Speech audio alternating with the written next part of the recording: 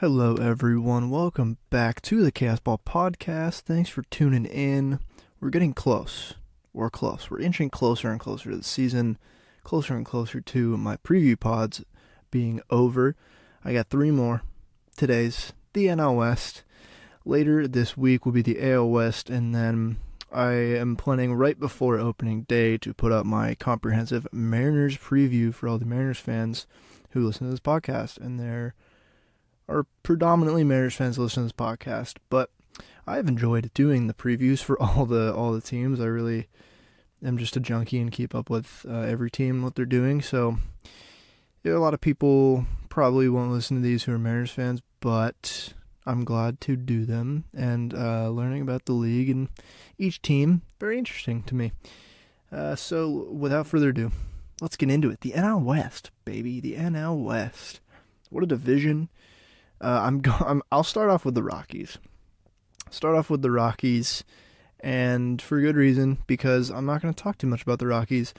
The Rockies went 68-94 last year.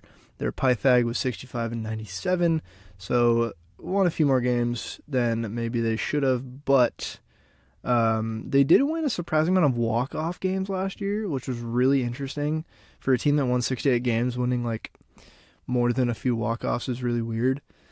But what went wrong for them last year? I mean, it's not like they were going into the year thinking they were going to do anything.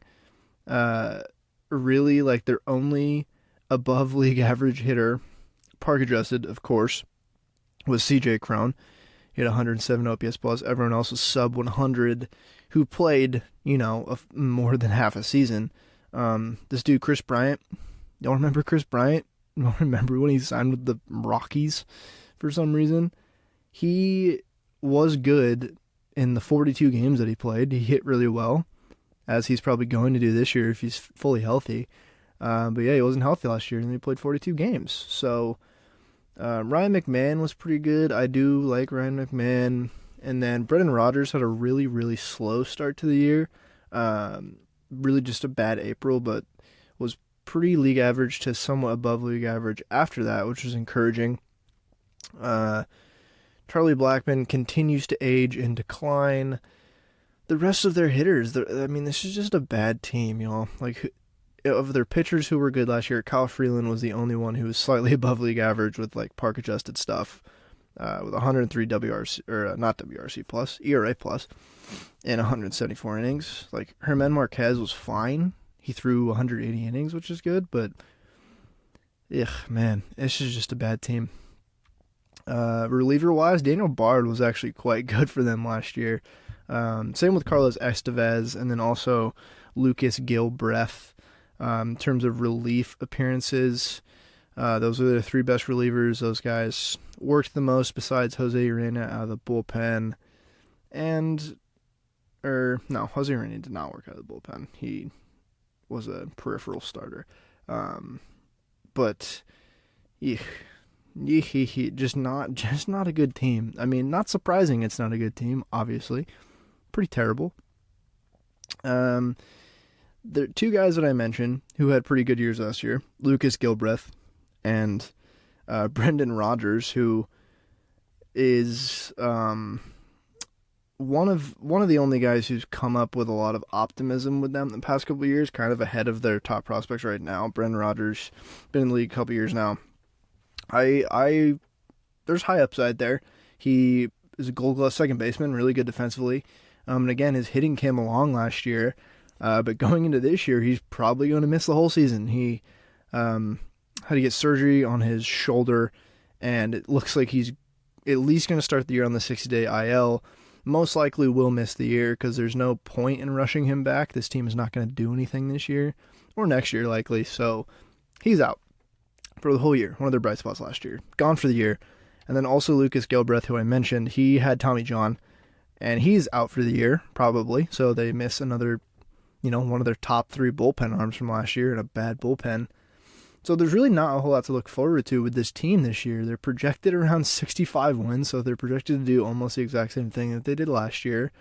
There's just like 2 players who I look forward to watching this year, besides, like, I like watching CJ Cron and Ryan McMahon hit in Coors because they hit big dingers, especially CJ Cron. Like, that's fun to watch. But Chris Bryant, hopefully, I hope he plays a full season just for his sake. And he'll hit really well. And I just, again, I'm still very confused as to why he signed with the Rockies. I mean, I guess he got the ring with the Cubs and then just got the bag and gets to hit at Coors half the year, which is good for him. But the story this year will be Ezekiel Tovar, who will probably play the lion's share of shortstop for them this year. He is their top prospect. He's one of the top prospects in all of baseball. Projects to be just a really good all-around shortstop. I think his fielding grades out super well, and his hit tool is good. Not a huge amount of game power, I don't think, but in Coors, obviously, he'll hit for more power than usual. He has a pretty decently large frame, so his scout graded power will, assuming he bulks up maybe a little bit to his frame. He's like 6'1". He'll hit for more power, but he's really the only guy I'm looking forward to watching on this team this year from a young person perspective. Him and Brendan Rodgers look like a good shortstop, second baseman, middle infield duo for them in the next coming years. Obviously, there's no sure thing, especially with prospects, but Ezekiel Tovar seems like he's going to be a very good player at the big league level, and he will probably play all of second or shortstop for them this year, barring injury. And then Zach Veen is the other one. I feel like Zach Veen has been in this organization for so long now, but he also seems to be a verging on 5-tool outfielder. I'm not going to call him a 5-tool outfielder, but he's huge. He's 6'4", huge power potential, good hit tool, can run pretty fast, has a good arm, fielding grades out well enough. So I'm assuming he'll see the field this year at Coors. There's no one really up in the bigs in the outfield specifically that's blocking him. And he still has only reached Double-A. Obviously, there could be injury preventing him or just lack of production, but I would find it hard to believe if we don't at least see him in September. Again, because the outfielders they're looking at right now, they signed Jurickson Profar. He'll play left or right, I guess, if Chris Bryant wants to play left or right. They'll both either play right or left. And then Jonathan Daza in center field will play, and with Randall Grichuk probably. Grichuk starting the year on the IL as well with groin, but that's their outfield. So there's really not superstar talent blocking Zach Veen from coming up this year, and I think we'll see him in the bigs. I really they have another dude whose name is Warming Bernabel. I'll say it again, Warning Bernabel. It's a sick name. We might see him in the bigs this year. He's only reached high A, so I presume he'll start in either high A or Double-A this year. And he's another prospect. I don't know. I haven't heard anyone talk about him. I just know that his name is Warming. Michael Toglia, who's a first base prospect for them. I don't think super highly touted, but switch hitting first baseman will probably get some reps at first base this year, with CJ Cron obviously blocking him there, but DH and first base will probably be split between Blackman, Bryant, Mike Moustakas is on this team, Cron, Toglia, what have you. This team is just bad. I really don't want to keep talking about them. Because we know who Herman Marquez is, Cal Freeland, Anthony Senzatella, who's hurt, Jose Urena, Austin Gilmer, those are their pitchers. Daniel Bard is still a good reliever, and maybe a trade candidate if they really just want to tear it down. He is nearing 40 though, so how much can you really trust a closer who's nearing that age? I mean, can be pretty random. Man, no, I'm out talking about this team. It was funny they signed Profar. I see him as a Will Myers type signing, Will Myers signed with the Reds, and I can totally see him just getting traded mid-season if he's really hitting the cover off the ball. Same with Jurickson Profar. Both those guys could be pretty useful depth pieces, at least for contenders. So I could see profile potentially getting flipped at the deadline if he's hitting like he did last year. And obviously would be aided a little bit in Coors.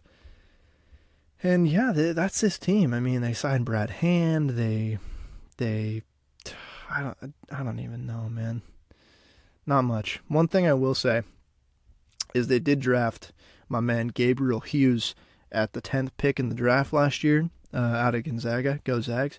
I've personally watched this dude pitch. He's an absolute gamer on the mound, super professional, really smart dude. The Rockies have really liked what they've seen from him so far. Really good fastball, grades out well. Good slider. All he needs to really work on is the other secondary pitches and maybe a little bit control, but he has such a good work ethic. I guarantee he will be in the bigs probably sooner rather than later. That 10th pick was a reach for sure, but he signed under the slot value, so that was definitely the strategy there for the Rockies. But I did want to shout out Gabe Hughes in my Rockies preview. So that's the Rockies. That is the Rockies. Not much about this team. They're playing in a tough division too. They will win probably in the 60s games. They're just not good. Like, what is their over-under? Let's see. Ooh, it's not the lowest. 67.5. I will take the under. I'll take the under. Under 67.5 for this Rockies team. I just don't really see them making any noise out of this division at all. So I'm done with the Rockies. Let's move on to a slightly better team, the San Francisco Giants. The Giants, definition of just a middling ball club. They went 81-81 last year. Their Pythag was 83-79. This year, they are projected around 83-84, which is a little high for my taste. Zips is really high on this team. They project them around like 88 wins, which is craziness to me. It seems not that good, particularly because of the injury risk with the players they signed. But, if any team is going to be projected for a low win total and go on to randomly win the World Series or win, say, 108 games and win the division, it'll be the Giants. I mean, what a weird 2021 to then 2022. Like, how are they going to follow that up? Everyone knew that team was not a 108-win team, but they willed themselves to do it. And it's the Giants. Like, it's very hard to go into the year and say the Giants won't win 80-plus randomly, even though they maybe shouldn't. They got some weird magic over there in the Bay. It's just strange, this team. The offseason obviously was weird. But if you told a Giants fan, like, the players they signed this offseason in a vacuum, they'd probably say, like, hey, that's not too bad. It could have been worse. They got some solid dudes. But because of the circumstances of how their offseason unfolded, safe to say they're probably pretty unhappy. I mean, so much potential, and they ended up with so much pain. So, obviously, the Arson Judge thing happened. Infamously, John Heyman tweets Arson Judge to the Giants. And as we know, that was not really that close to coming true. He was way closer to actually signing with the Padres rather than signing with the Giants. But obviously, we know he went back to the New York Yankees. That's Aaron Judge, that is. Arson Judge still unsigned, still a free agent. So the Giants could theoretically still sign Arson Judge to play their outfield. The only reason Aaron Judge was even rumored to go to the Giants is because he's from, like, the Bay or from that area. He's from Fresno. So naturally, they went with that route. He's close. He's a hometown kid. He likes the Giants. He's going to sign here. No, he's not. The Giants don't sign guys like that. So it wasn't surprising at all that John Heyman, messed up in a funny way on Twitter. He's done that before. Not as much as Bob Nightingale, but, no one is Bob Nightingale. And two, it's like the Giants just simply do not sign the big free agents. They just don't. That's not how they operate. That's not how they do it. They've never really signed the big free agent. I just don't think they ever will. Because then Carlos Correa was announced, and it was like, oh my God, the Giants actually signed a big free agent. They did it. And then the ankle happened. Everyone clowned him, including me. And it seems like there was some, credence to them not signing Carlos Correa. I mean, he was going to go to the Mets then, and then the Mets, for some reason, saw the same ankle specialist as the Giants, and I'm hoping they also got a second opinion and was like, oh yeah, maybe we don't want to sign this guy. So the Giants ended up, because of that, looking a little bit better in what they did, but he ends up going back with the Twins, and the Giants are left with Brandon Crawford still at shortstop instead of a superstar who could potentially bump this team into a playoff position with just WAR calculation in general. But no, they end up with not Aaron Judge, not Arson Judge, and not Carlos Correa, who they do end up with after losing. They didn't lose too much. Tommy Lostello cleared waivers and was released. That's not all the other guys they lost. Like Brandon Belt became a free agent, who that's just a big culture loss in general. I thought they should have just re-signed him to a 1 or 2 year deal. Seemed like he should have just end his career with the Giants. Seems like that type of guy, but no. And then they lose Evan Longoria. They decline his club option, and then obviously the big loss, the really notable one, is Carlos Rodon, but he was never going to re-sign there. There wasn't even chatter all last year about him re-signing there. Again, they don't sign the big one. Well, who they did sign is a guy who's from the area who plays outfield, right field in particular. No, not Aaron Judge, but Mitch Haniger. They signed Mitch Haniger. He has no oblique injury right now. That's just how Mitch Haniger is. He is injury prone, plus he just gets unlucky. It's a real tough combination. I love Mitch Haniger. I was sorry to see him go, but I wish him all the best in a Giants uniform. He's good when he plays, man. I hope he can get back to just being healthy and playing every day. They also signed Michael Conforto, who, similar to Haniger, has had injury troubles at least the past 3 seasons, but I think we forget just how good Michael Conforto was when he was healthy and playing all the time. He was one of the best hitters in baseball, like one of the best hitting outfielders in all of baseball when he was playing. He was putting up numbers, and then just had shoulder problems and hasn't quite gone back to playing a lot. Signed him to a 2-year deal, so there's not a lot of risk involved here. If him and Haniger play, that's a pretty good outfield. You can't ever guarantee both of them are going to play all that much anymore. You just got to hope. The other big signing for them was Sean Manaea, and then Ross Stripling just kind of fills out their pitching staff, which are good signings. And then they signed Taylor Rogers as well. So Taylor and Tyler both will be pitching in the same bullpen, which is pretty sweet. The twins, who pitch just completely differently, but you can tell they're twins, both in the same bullpen, which is sweet. I feel like they had to do that. That was awesome. But again, you see, in a vacuum, those are good signings. Nothing super flashy. You get some of upside with Manaea. You know what Ross Stripling is. He'll complement the bullpen pretty well, and you know if Michael Conforto and Mitch Haniger can stay healthy, they're above average major league players. And Taylor Rogers is a great reliever. They're good signings. It's just they could have had so much more. I'm going to eat the trash and go low on this team, even though the signings are good. I can just see depth offensively being the big issue here. Especially just the upgrades they did to the pitchers, to the pitching staff. I don't believe in Joey Bart as a catcher.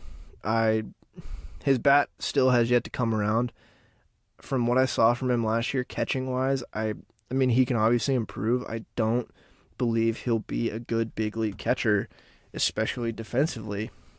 Roberto Perez, at least, their backup, who's supposed to be the backup, who might just end up playing every day, at least his defense grades out well, and I think the pitchers will love throwing to him a lot more than Joey Bart.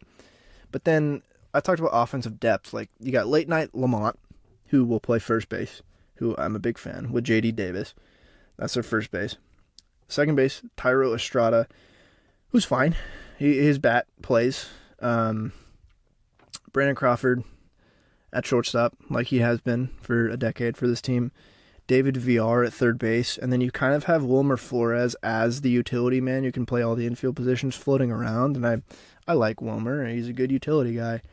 After that, I don't know, man. Maybe we see Marco Luciano up in the bigs playing shortstop. I hope so. He seems like a type of guy who might flop. I don't know. I'm rooting for him. But he hasn't like lit the minors on fire like he was kind of expected to. But his ceiling is really high. Big frame, smart baseball player, potential, just all around good shortstop. I don't know. They got this dude Casey Schmidt, who will probably end up being a good depth guy later in the year if they are forced to call him up. He was a two-way prospect in college, which was pretty fun, but he's got good arm strength, good hit tool. I don't know what to make of him really. But yeah, the offense is just not like, there's not one guy who's going to anchor the offense and be the go-to clutch hitter on this team. They're going to Giants their way into being a decent offensive team. I just know it. Because in the outfield, it's Michael Conforto, Mike Yastrzemski, and Mitch Haniger, and then like Jock Peterson, DHing / playing outfield. Austin Slater is starting the year hurt. Luis Gonzalez is starting the year hurt. It's not as much they don't have the depth of big league guys. They do. It's the quality of the depth and the quality of the starters. There's not like a guy who can plop in the middle of this order and just hold it down. That would have been Aaron Judge. That would have been Carlos Correa, who would have complemented these guys really well. Like their best hitter, who's projected to be their best hitter? I think Lamont Wade, Thairo Estrada, like he can get on base. Brandon Crawford, I guess, can still hit. Like their best hitter should be Michael Conforto or Mike Yastrzemski or Mitch Haniger. One of their outfielders should be their best hitter, but again, health is a problem. And this team won't hit for like a tremendous amount of power.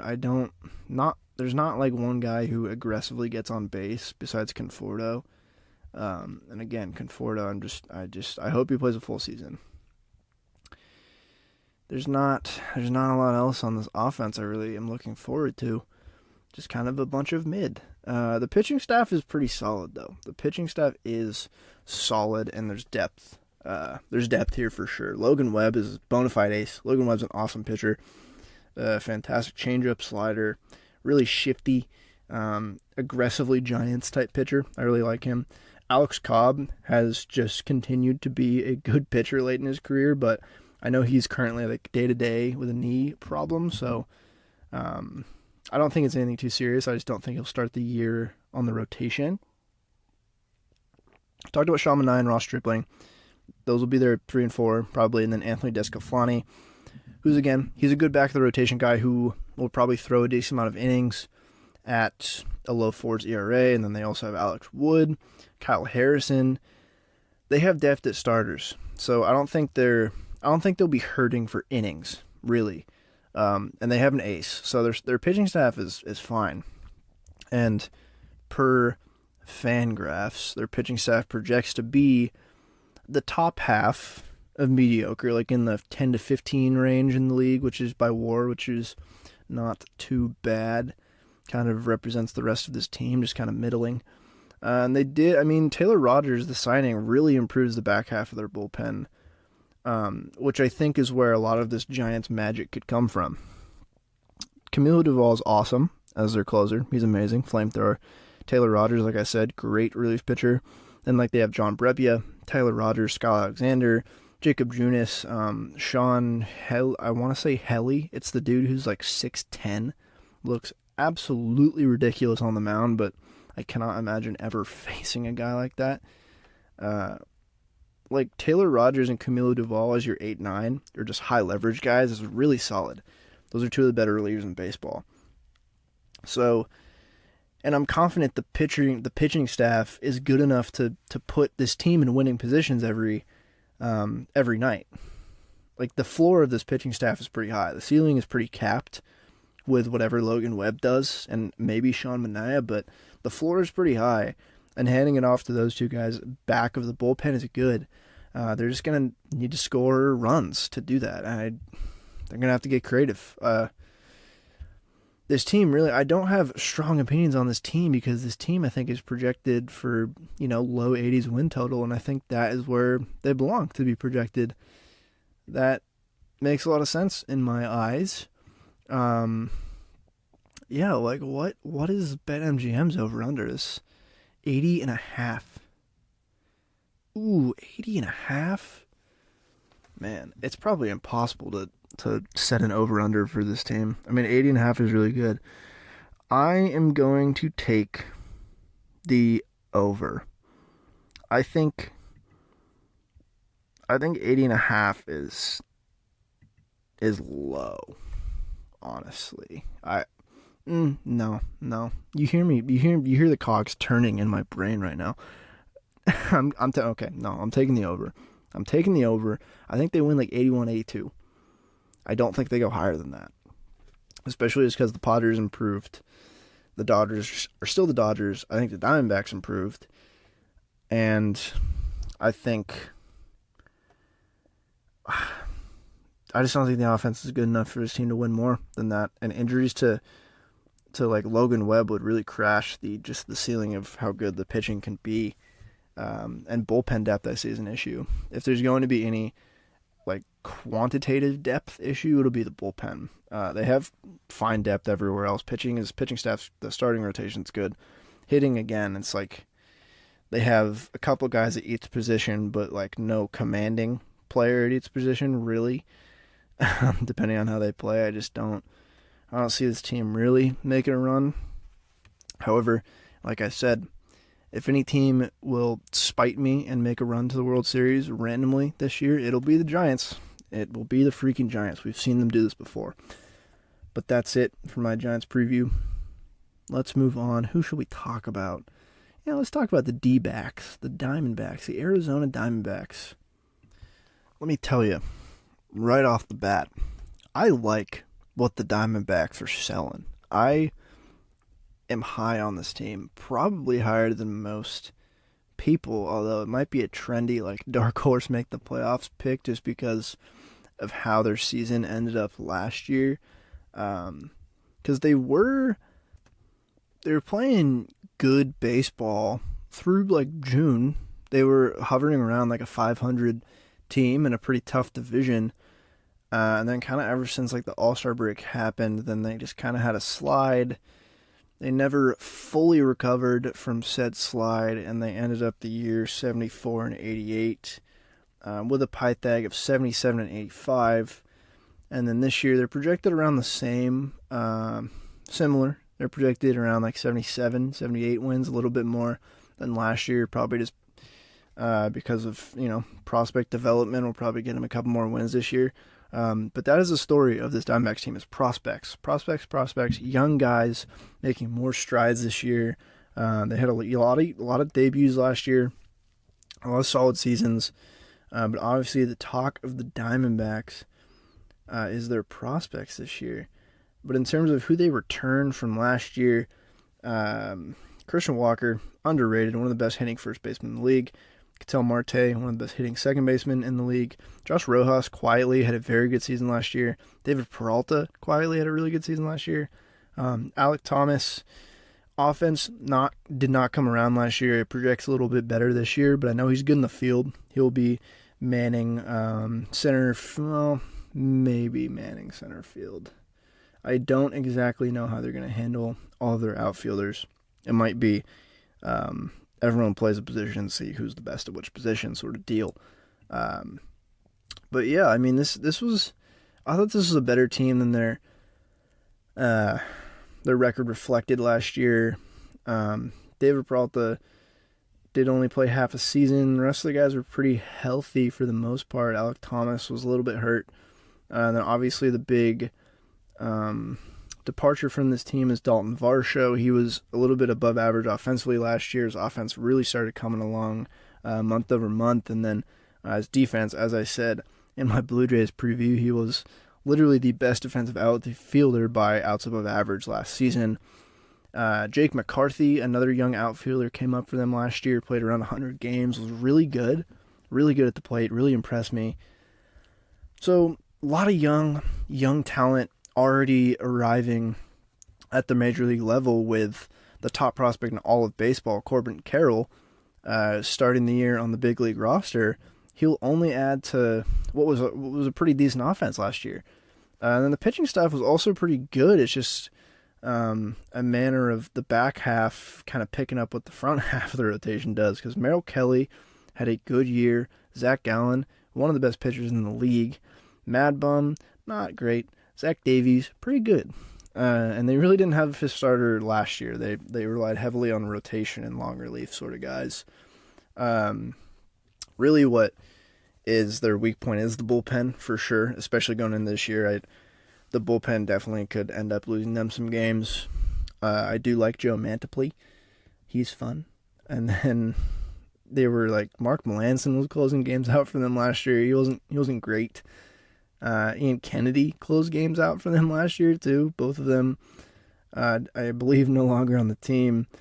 But yeah, if we're talking about Diamondbacks, the bullpen is the weak point. But going into this year, I'm high on this team just because of the offense, and I think it just plays really well in their ballpark. Very, very hitter-friendly ballpark. And they have an ace in Zach Gallen, which a lot of middling, mid-70s teams can't say. They have a bona fide ace, one of the best pitchers in the league. So going into this season, what did they do? What did they do to improve? Not super heavy on the trade, they did make trades, the free agent market. What they did, they signed Evan Longoria, who is a good depth piece, who had a pretty decent season last year at third base. He'll back up Josh Rojas most likely. And then they also signed Andrew Chafin, who really will help with the bullpen, especially from the left side of the plate, because he was one of the best relievers against lefties in the bigs last year. Otherwise, not very many free agent additions to this team besides those two. I mean, they signed like minor league guys, like Miguel Castro, Scott McGow, Phillip Evans, Austin Adams, PJ Higgins. These are names, but not super notable. They didn't lose like a whole lot from last year's team either. Like Jordan Luplow, Stone Garrett, Caleb Smith, Ian Kennedy. Really the big talk of the offseason was trades. And I went over this in the Blue Jays preview, but the Lourdes Gurriel, Gabriel Moreno get for Dalton Varsho I thought was a fantastic trade for both sides, especially the Diamondbacks, because Gabriel Moreno might just be their catcher for the next decade. I really, really like his upside a lot, and he will be taking the lion's share of the plate appearances at catcher this year with Carson Kelly. One, he's starting the year hurt with his forearm, but two, Carson Kelly was supposed to be the guy with this Diamondbacks team who he was coming up, and it was like, man, this might be him. This might be the catcher. This might be the catcher of the future. And just has not exactly panned out like that. Really just kind of a disappointing prospect development from the Diamondbacks, but as a backup, he'll certainly be serviceable. And then Gabriel Moreno, I'm just really looking forward to watch mash in that ballpark. And I don't know exactly what his defense will look like this year, but I know at least his bat will probably play a little bit in his rookie season with the Diamondbacks. So really liked that trade. They also just got Lourdes Gurriel back in the trade too, which was a good add-on just to kind of fill their DH spot, which was kind of a hole with this team. Last season they had like Seth Beer DHing a lot of the time, and he really just has not looked good at all at the plate. So it fills a need there in DH and fills a need with Gabriel Moreno. They kind of needed a catcher that was going to be better than Carson Kelly. And they mortgaged a strength of theirs, which is their outfield depth. Their outfield depth's pretty crazy, especially with Corbin Carroll accelerating through the minors. And then you had Alec Thomas playing last year, I talked about, and then Jake McCarthy. So looks like it'll probably be Corbin Carroll playing left and Alec Thomas in the center, or vice versa, and then Jake McCarthy in right field. And then depth-wise, all those guys can play all the outfield positions. Lourdes Gurriel, I'm looking forward to just kind of seeing him hit in that ballpark and not have to play the field as much. I think that'll just improve his offense because his defense isn't great, but he can always play the corners if you need him to be, if you need him to do that, which is good to have. And then they made that trade with the Mariners, the Cooper Hummel swap for Kyle Lewis, which I also thought was a good trade because clearly the Mariners did like something they saw in Cooper Hummel, and I'll talk about him more obviously on the Mariners preview, but he'll fill somewhat of a need for us depth-wise. But sad to see Kyle Lewis go, but I like the ad by the Diamondbacks to kind of just take a ticket out on Kyle Lewis and see if he can put it all together again. I mean, he won Rookie of the Year in the shortened season, but the knee injury that made him slide in the draft, despite being the Golden Spikes winner in 2016, his knee problems just kind of made him slide farther back in the draft than I think a lot of people expected, and it's kind of started to manifest itself a little bit up in the bigs. So rooting for Kyle Lewis, though. He's had a pretty solid spring. That ballpark is definitely better for hitting than in Seattle, so he's just good to take a chance on with this team who's not expected to make the playoffs. If he hits really well, he hits really well. He can stick him at DH too if they really need to try to save his legs, or he can fill in at the outfield position, but he's not going to be expected to play every day either, which I think will be good for him. Whereas the Mariners were kind of expecting him to be the center fielder before Julio got there. So, good trade there for the Diamondbacks. And this lineup, how it's going to go, Gabriel Moreno will be at catcher. Christian Walker, as I said, will start at first base. Christian Walker can just absolutely mash.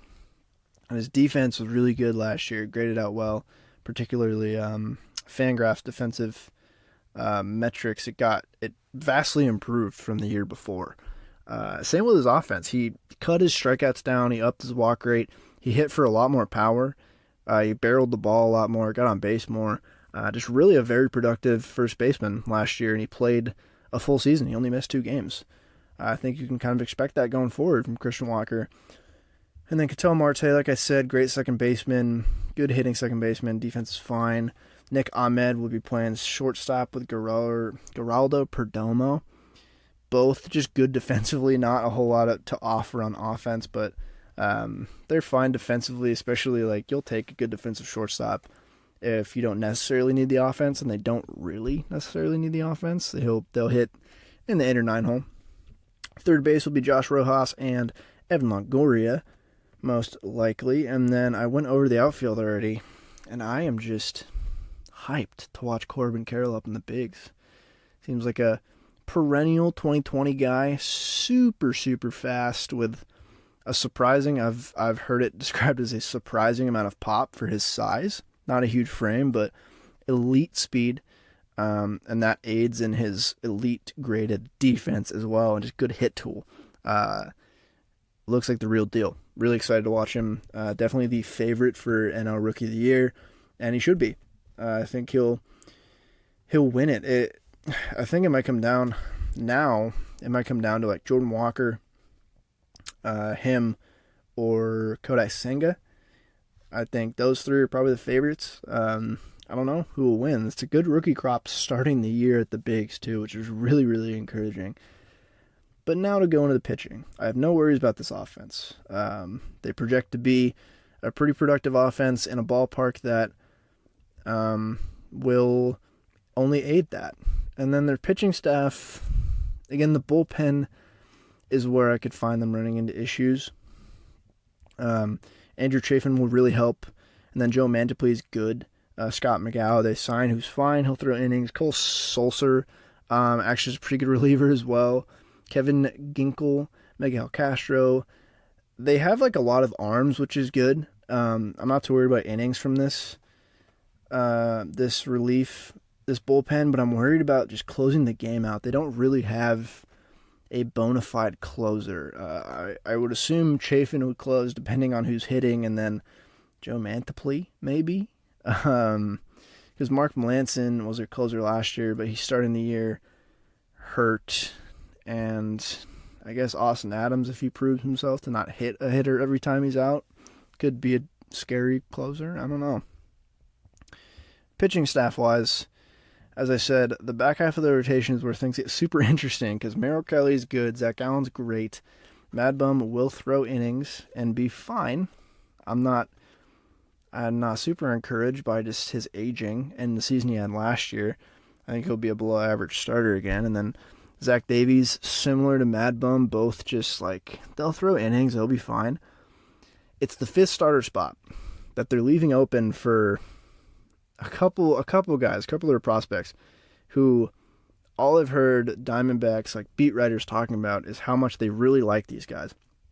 There's three of them. There's Brandon Pfaadt, Ryan Nelson, and then Dre Jameson. We saw Dre Jameson last year. He has just electric stuff. I think the control just needs to come along. Ryan Nelson seems to just be a good like all-around pitcher. Brandon Pfaadt is the highest graded prospect of the group, I think, just ceiling-wise. If I had to guess who was going to throw the most innings from this spot, I would guess Brandon Pfaadt. Brandon Pfaadt or Ryan Nelson, I would assume will throw the most. I like Brandon Pfaadt the most. I think he could be a really good pitcher down the line.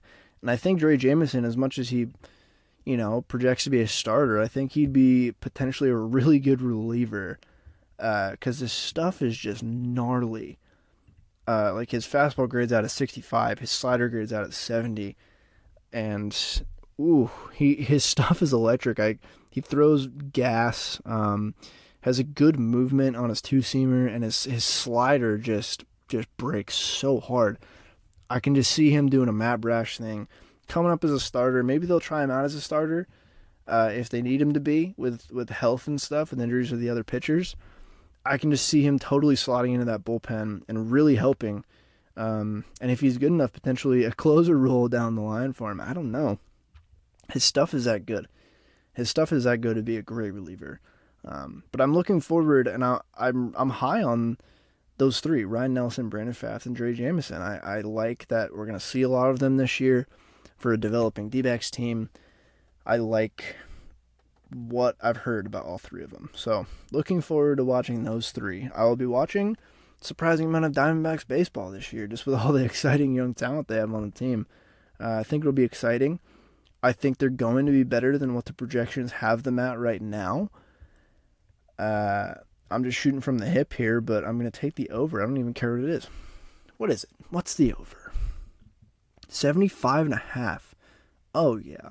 Oh, I'm taking the over. I'm taking the over on that for sure. Yeah, I like this Diamondbacks team, man. I'll say it. I think they'll finish above the Giants. Yeah, that's right. I've just all but cemented the Giants' NL pennant victory by saying that, but that would be funny too. I just like the D-backs. You heard it here first. Steal that from me. D-backs, trendy, sneaky little wild card pick. Nah, I don't know about that one. There's the NL wild card's a little loaded above them, but I do like this team. I think they'll finish closer to 80 wins than 70, and yeah, that is the Arizona Diamondbacks, the team I shall preview next. Let's talk about the Los Angeles Dodgers. Yet another, quote, disappointing season, I guess, for the Dodgers last year. I mean, they won 111 games, won the division. Their Pythagorean record was 116-46 rather than 111-51, so they were so good last year and then just plummeted in the playoffs, lost to the Padres in that awesome NLDS series. More playoff heartbreak for this Dodgers team besides the COVID year. And I don't even know what the expectations are this year. It's a quote like it's down year, I guess, but they're still a really good team. It just wasn't a very Dodgers-y type offseason, but I'll get into that. Just to touch on what they did last year. I mean, this lineup is really good. They were the best team in baseball last year, like, bar none. I mean, their pitching staff was the best pitching staff in baseball by ERA and most metrics. Tyler Anderson had a great year for them. Julio Urias had a great year. Tony Gonsolin had a great year. Kershaw's Kershaw. Andrew Heaney finally had a good year. The year that we've been expecting from Andrew Heaney for so long now. He goes from Orange County over to Los Angeles County, and he puts it together for 72 innings and gets hurt. Walker Buehler didn't pitch that much last year. He was good when he pitched. He was fine. I'm just worried about his health. And then the bullpen was just really good. I mean, there's not much else to say about this Dodgers team besides, they probably should have went to the World Series, but baseball is unforgiving. It simply does not matter how good you are in the regular season once you get to the playoffs in baseball. And what happened this offseason, it just wasn't a very Dodgers-y type offseason. They weren't like the big spendy team this offseason. They were kind of the quiet, boring additions, potentially gearing up to pay Shohei Ohtani $500 million next season. I'm booking it right now. Maybe they trade for him middle of the season and then extend him. Maybe he just hits free agency with the Angels. I think the Dodgers should be the favorite. Not only because they got some salary off the books this year and didn't really do much else, but it's also like Shohei presumably lives in Newport Beach, where all of the other Angels players live, basically. And so he wouldn't have to travel very far to go, find a closer place to live, potentially with the Dodgers. You go live in the Hollywood Hills, Shohei. I think it's all guaranteed that Shohei will sign the, whatever it is, 11-year, $500 million contract with the Dodgers, but we'll only find out next year. They lost a lot of guys to free agency. Some not as important, that men who will not be named, who just signed in Japan, is gone. Edwin Rios and Cody Bellinger were both non-tendered, and then they lost Chris Martin, relief pitcher.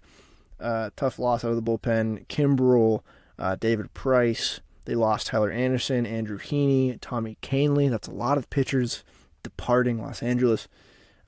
Huge loss, Trey Turner. Obviously some of the Phillies. And they lost Kevin Pillar and Joey Gallo as well. But Trey Turner is a huge one. Shortstop is a big question mark for them this year. And then they also lost Justin Turner, but as I said in my Red Sox preview, they swapped Justin Turner with JD Martinez. Virtually the same production, virtually the same stats, so really not a huge loss for them there. Besides, Justin Turner was really the heart and soul of this team, I feel like. It's a straight swap in terms of potential stats and what they've done the past couple years, but Justin Turner, he was kind of the spiritual leader of this team, was he not?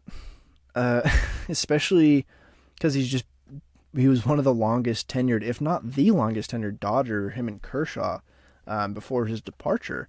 So it's a tough loss, like in the clubhouse, for Dave Roberts, but I'm sure they'll be fine in the future. I don't know. And they just didn't do much. They signed David Peralta, who I said he had a good year last year with the Diamondbacks, and he only played a half season, but he'll be fine in the outfield, I guess. They signed JD Martinez. They signed Noah Syndergaard to a 1-year deal, and Shelby Miller, who, if they turn, and Jason Hayward. They signed Jason Hayward and Shelby Miller, and if the Dodgers turn around their careers, you'll have to audit them for wizardry or something if they manage to turn around either of those guys, really. And if any team's going to freaking do it, it'd be the Dodgers. So they're on the team, those guys, names of all. And then they acquired J.P. Farisian from the Rays, but he is on the 60-day DL. And then the other, I guess, big trade, they traded for Miguel Rojas for Jacob Amaya from the Marlins. Miguel Rojas, 34 now, but he was on the Dodgers about a decade ago. He's back and will seemingly be the shortstop on opening day for them, which, again, is very not Dodgers-like. But you know what is Dodgers-like? The amount of freaking prospects they have that will impact the major league level this year. I'm just going to read you a bunch of names. Bobby Miller, pitcher, will be up this year. Miguel Vargas, starting second baseman, probably, for them on opening day. Michael Busch, Gavin Stone, Ryan Pipio.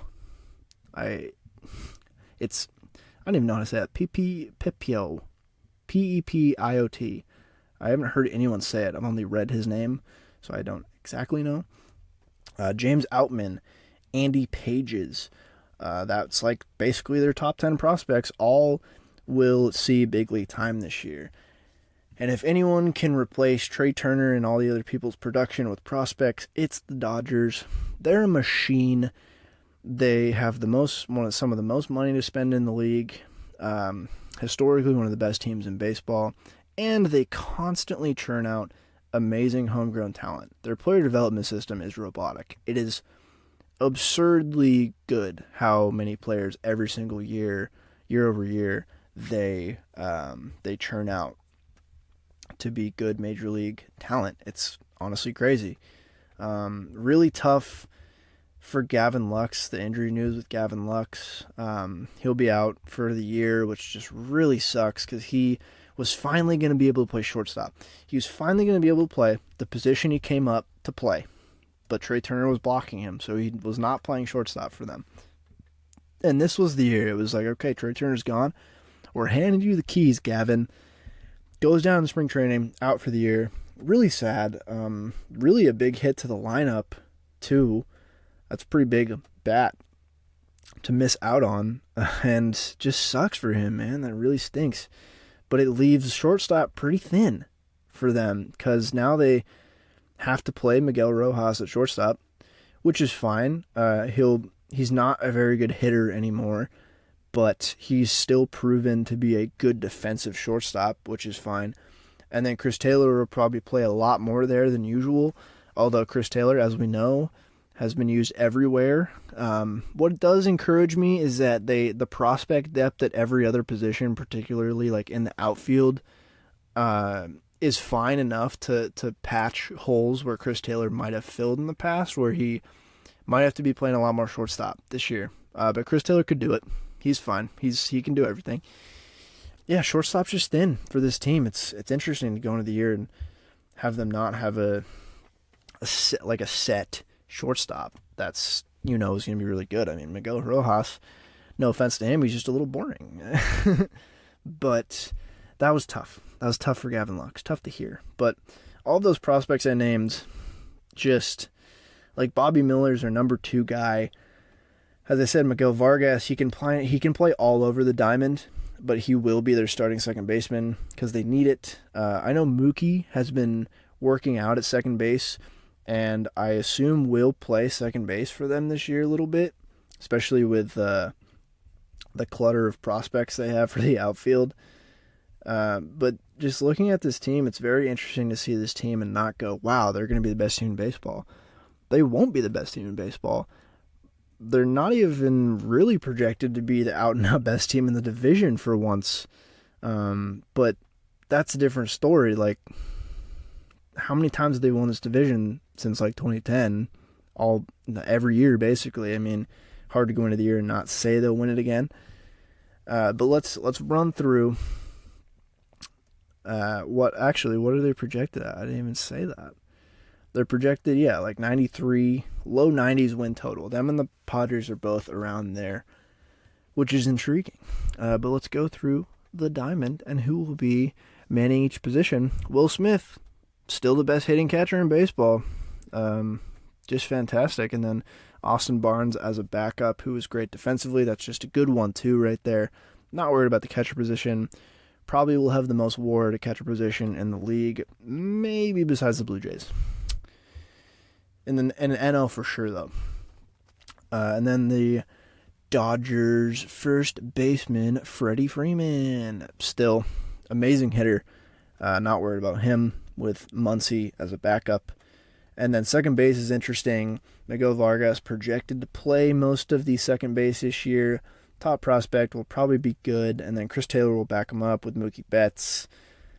And then this dude, Michael Busch, who's their number 4th prospect. I don't know if he'll start the year on the team, but He can play second base and back up outfield, and projects to be a good major league player. So another prospect who will probably produce very well for them. He projects to be a way better hitter than fielder or runner. He has a really good raw power. He will probably hit a lot of homers for this team. Not this year necessarily, but in the future. I talked about shortstop. Third base.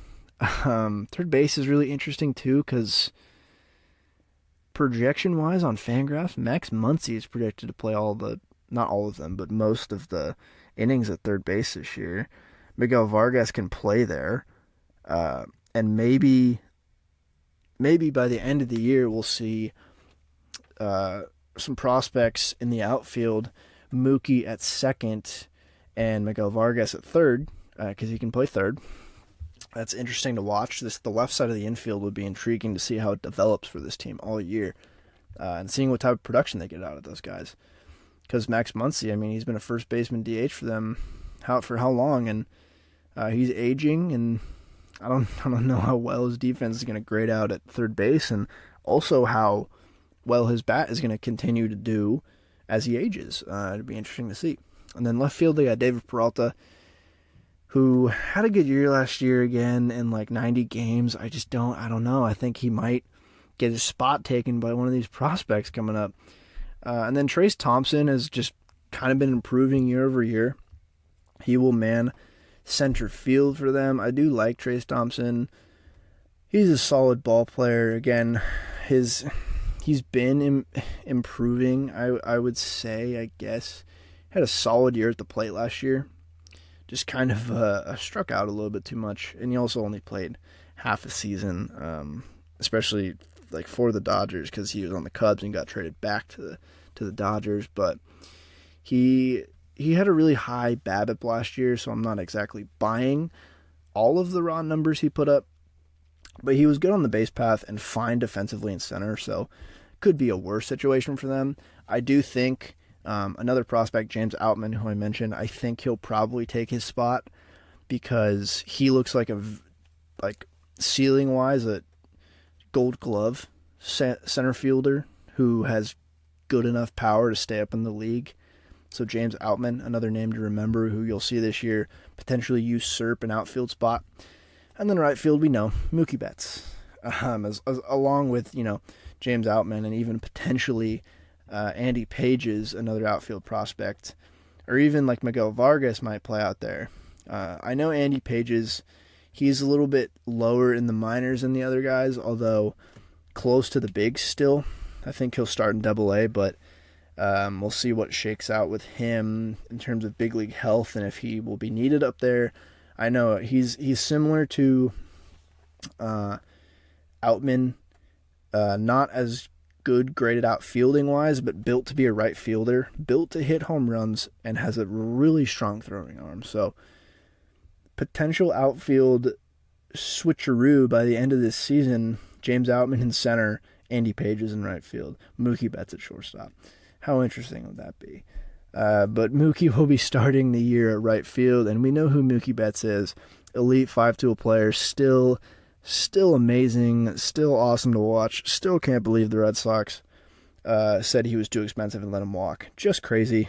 And then the DH, Max Muncy will probably see some time here, but this will be JD Martinez, who will probably play the full year at DH, and he can still hit. Still a productive hitter. He's aging. He's like 35, 36, but still is an above average hitter and probably will continue to be this year at least. It's crazy how consistent he's been for the past few years. While his power has dipped a little bit, still just average strikeouts, average walks, some pop. A fine DH who cannot play in the field, but could be worse. So their offense is good, man. Their offense is really good. I'm not worried about the starters. I'm not worried about the depth because the depth will largely come from the prospects. But as we all know, it's the Dodgers, and Dodgers prospects will produce. We just know that. So it's interesting to have a Dodgers team not with out-and-out big league talent all the way down the roster. But I think it's time for them to have a little rebuilding year where you see what you get from these prospects this year, and then you sign Shohei Ohtani in the offseason. That's just what's going to happen. And then pitching-wise, pitching again, the depth is largely going to come from the prospects. Bobby Miller appears to be the real deal. Just elite fastball, flamethrower, really good bite to the slider. I know his changeup has came along in the past year, and they like him turning pro this year and potentially providing some backup innings for any starters who get hurt. Gavin Stone and Ryan Pipial, like I said, will also potentially see the bigs this year. I think, again, it's depth reliant on young guys, but if it were any other team, except for the Dodgers, I would be worried. I mean, we saw Pipiot. God, y'all are going to kill me for saying that name. We saw him last year. He looked all right. So he's probably the most likely guy to start as the sixth in the rotation year compared to Gavin Stone and Bobby Miller, who have not seen time in the bigs yet. But Bobby Miller's really he's our number 2 prospect. He is potentially the guy to take over as future ace. But they're fine with the other 2 guys I mentioned as depth. Like they'll be good. And then in terms of who they have right now, Julio Urias, we know who he is. Great starter, has been quite healthy. Just a quality starting pitcher who puts quality start after quality start up. I don't think he was quite as good as his raw numbers showed last year. I'm not trying to poo-poo Julio Urias. I really like him, but his peripheral numbers last year showed me that he probably won't produce the ERA he did last year. That being said, he'll still be a good frontline starter, especially him and Kershaw at the 1-2. Kershaw is somehow still so good, man. He's just so good still. It's crazy. Not worried about Kershaw besides aging and health. After that, it's like Tony Gonsolin, who's hurt right now, but he projects to do fine. Has just been a consistent quality starter for them, especially last year. And then Syndergaard's kind of the wild card here. Honestly looked decent with the Angels last year. And they only signed him to a 1-year deal. He's just going to have to pitch innings. That's what they need this year. His expected numbers were a little bit higher than the raw numbers last year, but he looked like pretty good when he pitched, and he pitched more innings than he did in 2021, that's for sure. So it's not a bad for starter. And then Dustin May, the only worry I have with Dustin May is staying healthy. Electric stuff from Dustin May. And just elite hair as well. Elite hair. We won't see any Walker Buehler this year, unfortunately, as he got Tommy John last year towards the end of the year. I know they're playing him slow, and he could see time near the end of the year, but we won't see him for a while, so can't really pencil him into. I'm not going to make any statements on him besides he might pitch later in the year. That's all I'll say about that. So top down, the starters are fine, and again, I'm trusting in the depth at the positions with this team, and then if they really need it at the trade deadline, they have the capital to go out and get a good starting pitcher, Corbin Burns. But we'll see what happens there. And then the bullpen, one of the best bullpens in baseball, will be again this year. Evan Phillips, one of the best relievers in baseball. Alex Vesia, very good. Brusdar Graterol, very good. Yancy Almonte, very good. Phil Bickford, another quality reliever. Daniel Hudson, still a quality reliever. He's hurt right now, but he'll be fine.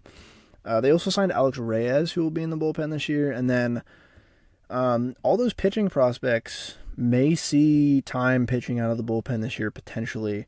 We'll see how they handle that, but I think if they make it up with the team and show their quality, they could just slot into the bullpen later in the year. And those are some good weapons to have out in the bullpen, especially just to get them some big league reps. But we'll see how they handle that. So, spoiler alert, the Dodgers are good, but not as good as they have been. It is, as I said, quite reliant on the prospects, but starting lineup is still really good. It'll just be really intriguing to see how the prospects handle the bigs this year. It really is all about prospects this year. And with the division, it's not the hardest division, but the Padres got better, and they beat you in the playoffs last year. So you got something to prove this year for sure. And it might be best case if the Dodgers go into the playoffs, even as a wild card team, with lower expectations. That just might be best case for this team, rather than going into the playoffs year after year as the favorite and not winning.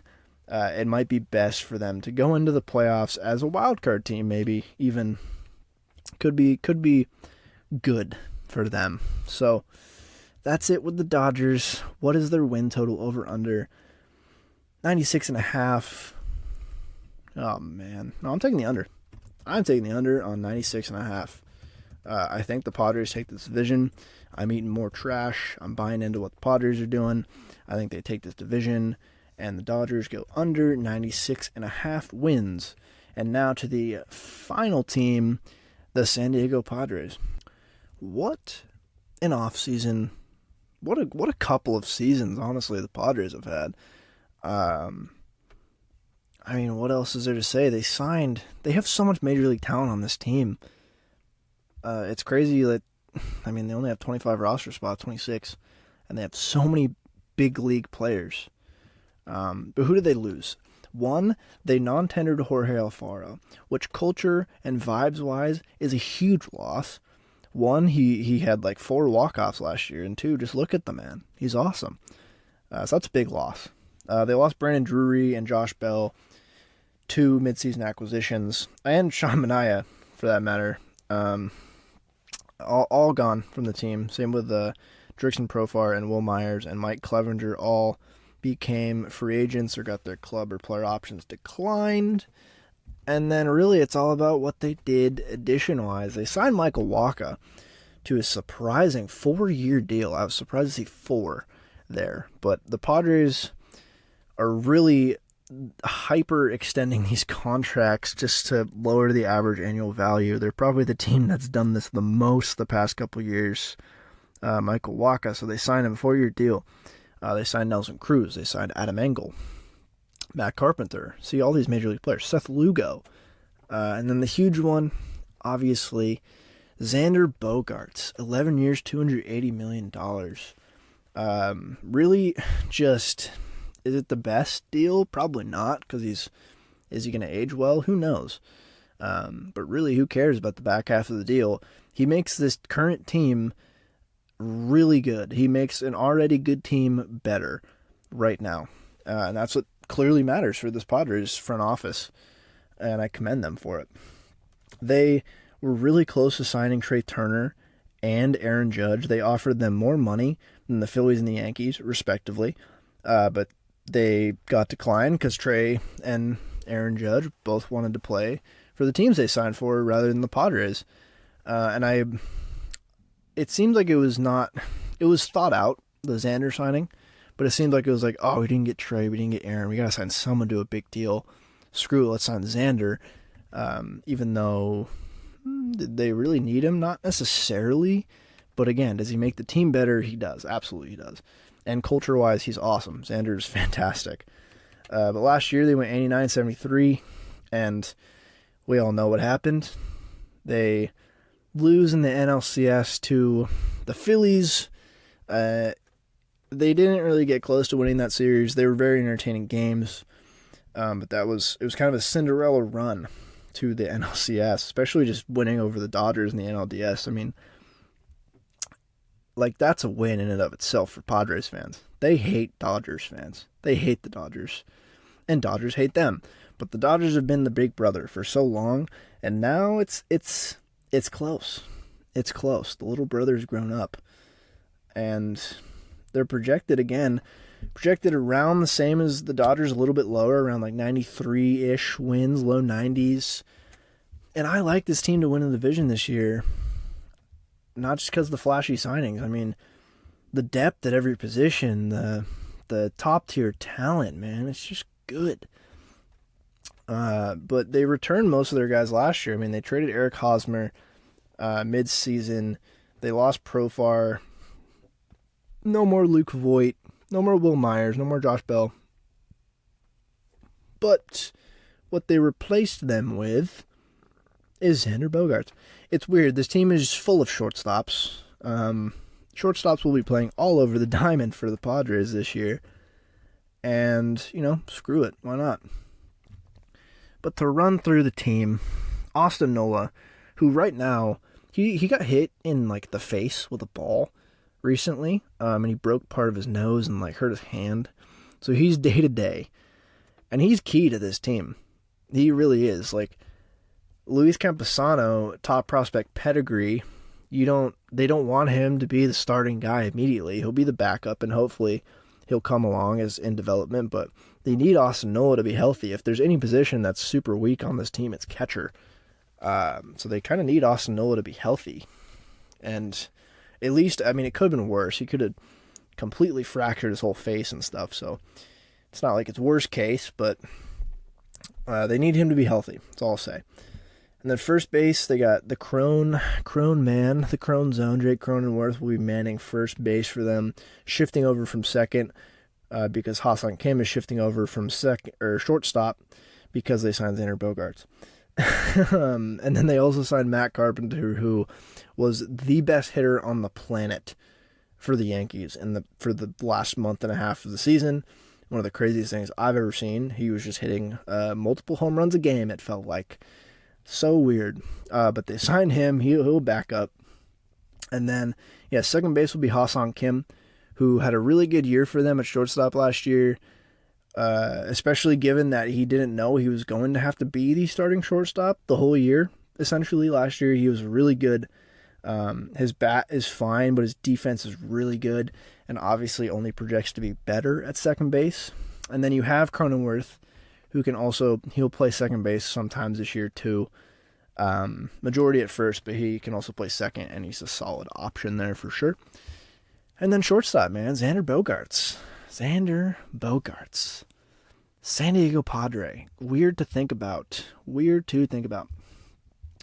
He's been so healthy in his career, insanely healthy. So really, you can kind of expect him to play 140 plus this year.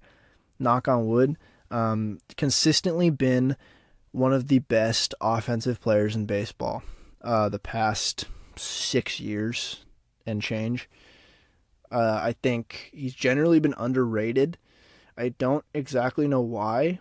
I think it's just because he doesn't hit for that much power. Boston, being a right-handed hitter at Fenway, definitely aided in some of his power numbers, but he's just a good all-around hitter. He doesn't strike out. He strikes out less than league average. He walks slightly more than league average. Pretty good, just getting on base, good at bats, smart base runner. And his defense actually has improved last year. It's weird defensively. He's been a good defender, a little average defender, below average his career. It's kind of shifted season to season-ish. But it's not like he's a terrible defender. I think his defense is good. His defense is fine. So, just, what a signing. They sign him. They extend Manny Machado before he even has an opportunity to hit free agency. They extend Yu Darvish. And this is after years of extending Fernando Tatis, trading for Juan Soto, giving Manny Machado that contract in the first place. Signing Yu Darvish in the first place, signing Blake Snell. They've spent so much money for a supposedly small market team. Substack article coming about the San Diego Padres in this offseason soon, probably later this week. Look out for that. But they've just spent so much money, and it's awesome. Peter Seidler, the owner, main majority owner, and AJ Preller, the GM, have just put together a very good team and are very committed to spending money to win the World Series right now. And, Juan Soto still has 2 years of control, but if they manage to re-sign him, Like, that is such a... man, they've already sent a message to fans, hopefully, where it's like, man, your supposedly small market team still has an ownership that can probably spend a lot more money than they currently are to win. And they're exposing that, and I'm so glad they are. But let's get back to what their team actually looks like. So Xander at shortstop, and he's just been so healthy. Like, Ha-Seong Kim can back up, but I doubt he'll really need to that much. So up the middle, just great. Ha-Seong Kim and Xander Bogaerts at shortstop and second is fantastic. And then Manny Machado at third, man. The leader of this team, just re-signed, MVP season last year. Just an awesome player. We know his defense is great at third. His bat is just really good. He's just so amazing. And they were so proactive in what they were doing this offseason. They gave him that 11-year, $350 million extension, which is crazy because that was the worth of the contract he originally signed. It was like, what? It was 10 years, $300 million or something. I don't want to go look, but it was. He opts out. He said he's like, I'm going to opt out after this season because he'd be dumb not to. After the offseason we just saw, he would be the guy this offseason. He would have gotten this much money, and the Padres are like, okay, that makes sense. You're going to opt out. We'll just extend you. Well, here's 11 years, $350 million. Stay in San Diego. And man, I wish my ownership group was more like that. I'll say it from the Seattle Mariners point of view, but he is the leader in the clubhouse. He clearly loves San Diego, and San Diego loves him. It's awesome to see. Like, culture fit is perfect. And he's just been so productive and, again, so healthy for them this year. Or his whole career, he's been super healthy. Him and Xander at shortstop and third, not only are they two of the best at their position in the game, they also have been two of the healthiest players in their careers. So that is worth giving long-term contracts to because you can kind of just project them to play a lot more games than a lot of guys. So that's helpful. The outfield situation is interesting. The depth here is where the only really depth issue I see with this team is potentially outfield. They signed Adam Engel, who will probably shift around all year and be a depth guy. But the main story here is Fernando Tatis, because he will not be playing shortstop, obviously. And he was already playing in the outfield before he got injured and then suspended. But it looked like he was just, it was a patchwork thing. But now it's official. He will be in the outfield in the corner. And I've heard that he is committed to that. He's just very committed, working really hard in right field. And his athleticism and arm strength plays perfectly in right field. So, like, he has a fantastic arm and is just, generally a good athlete. So I think it'll work out. After he comes back from suspension, right field will be where he is, and so that shifts Juan Soto to left. I can't say enough good things about Juan Soto. He's amazing. One of the best players in the league. Gets on base at an insane clip. Awesome player. Only 24. Will hit free agency when he's 26. Will command a huge, huge deal when he hits free agency, and I'm excited to see who gives it to him. And then center field would be Trent Grisham, who is Gold Glove center fielder. His bat's fine. But that is a good outfield, man. That's a good outfield. David Dahl and Adam Engel and Jose Azocar will be floating around as depth for them that in the outfield. And then DH-wise, we'll see a lot of Nelson Cruz, who can still kind of hit. But also Nelson Cruz is a great culture fit. He wanted to go to San Diego, both because he coached the Dominican WBC team, and there's a few notable Dominican players on this team. So culture fit, it's perfect. He really wanted to go there. Obviously, would be a great veteran presence in the clubhouse. And he probably just wanted to win a ring. Like, that's part of it. So that's fun to see. I personally hope Nelson Cruz wins a ring. And then Matt Carpenter will probably see some DH time. Maybe Tatis will too. Again, outfield depth I see as a problem here. I don't know how many. They're not going to lean on many prospects. They're kind of gutted prospect wise, especially near like the top of their top of the organization. They have a lot of guys in rookie ball who have come into the organization this past season. Like they have Ethan Salas, who is the top international signing, who apparently he's 16, and scouts are saying he might be the greatest catcher of all time. Essentially, they haven't said that, but everything I've read about him is like, oh my God, he's the real deal. But really not a lot of top prospects ready to make the big league impact. They have Eguy Rosario, who I expect to see up as a depth guy this year because he can play third, second, short if you need him to. So I expect him to come up this year. If injuries occur at their starting positions, but this projects to be probably the best. This is the best lineup in baseball. Like it's this team, the Blue Jays, the Braves. I think this is the best lineup in baseball. Super balanced all the way through. Just going to be a super tough to get through this lineup 3 times at least in a game. So good luck to anyone trying to do that. And then the pitching. Pitching's fine. They just extended Yu Darvish. We know who Yu Darvish is. He's great. Super creative pitcher, really smart. Blake Snell, hopefully, will be healthy for most of the season this year. Joe Musgrove, who they also extended recently, he's out with like a toe injury. I don't think it's anything too catastrophic, but I don't know if he'll start the year in the rotation. But likely he'll throw a lot of innings this year as he doesn't really have any nagging injuries right now besides his toe. Michael Wacha as well, who they signed, will be a very serviceable back of the rotation guy. And then Nick Martinez, I know right now is supposed to be a back of the rotation guy for them as well, but has some injury. It's like they imaged his arm and they're not like, oh, this is terrible, but they really want to slow play him. So I don't know if he'll start the year on the rotation like Joe Musgrove. But they have Seth Lugo and then a prospect, Jay Groom, who will probably throw some innings this year for them. They're a little thin at starting pitcher, and I can see them either using an opener or trading for pitching depth because they're a little thin in that department. But getting into the bullpen, the bullpen projects to be one of the best in the game. Great bullpen. Josh Hader, one of the best closers in the game right now.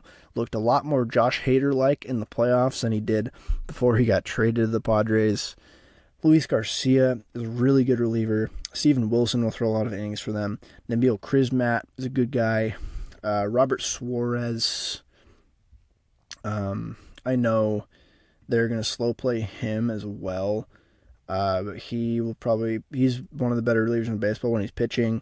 Drew Pomeranz is also, if we're talking depth, he's kind of a pivotal part of their depth. He's out with an elbow injury right now. I don't know how long he's going to be out, but he hasn't really been healthy since he signed that deal with them. And he's a potential, he'll be in the bullpen, but he can start if they need him to. But he's hurt right now, so I don't know. This bullpen's got a lot of quality to it. Really good back of the bullpen arms. I'm not too worried about this bullpen. If there's one problem with this team, it might be starting pitching depth. But otherwise, this team is great, man. This team is great. I'm going to pick them to win the division. What is their over-under? Their over-under is 93.5. I'm taking the over on the Padres, 93.5. I think they take the division from the Dodgers finally. It was awesome to see the entire city of San Diego rally around this team last year. They're bought in for a supposed small market team, whatever that means. San Diego is a baseball town, and I'm looking forward to watching this team this year. I'm excited. I'm very excited. So that is the NL West. Man, if you're listening this far, thank you. Appreciate it. But this is it for the NL West. Only one more division to preview, and that is the other West division, the AL West. And then, as I said, my Mariners preview will come after that. So with that, thank you all for listening. Please rate and review, recommend to your friends, check out my Substack, And thank you so much for listening, and have a good day.